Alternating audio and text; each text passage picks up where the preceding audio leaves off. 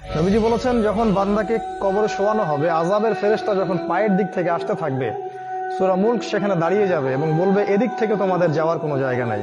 কবরের আযাব থেকে আপনাকে ইনশাআল্লাহ সূরা মুলক বাঁচাতে পারবে। আজকে আমরা ইশা সালাতে যে সূরাটা পড়েছি, প্রথম রাকাতে এই সূরার কথা বলছি, তাবারাকাল্লাযী বিয়াদিহিল মুলক ওয়া হুয়া আলা কুল্লি শাইইন কাদির।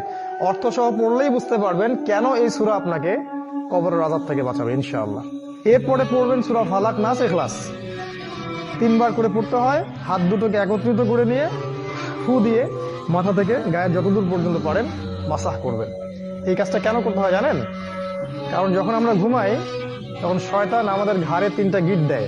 হাদিসে আছে না? প্রথম গিট দিয়ে বলে যে ঘুমাও, তোমার সামনে লম্বা রাত। আবার দেয়, ঘুমাও, তোমার সামনে লম্বা রাত। ঘুমাও, তোমার সামনে লম্বা রাত। এই যে 3 বার আপনি গাটাকে মাসাহ করলেন, ঘুম থেকে ওঠার সময় আপনার মধ্যে কোনো অলসতা কাজ করবে না, ওই গিট কেটে যাবে ইনশাআল্লাহ এই সূরার বরকতে।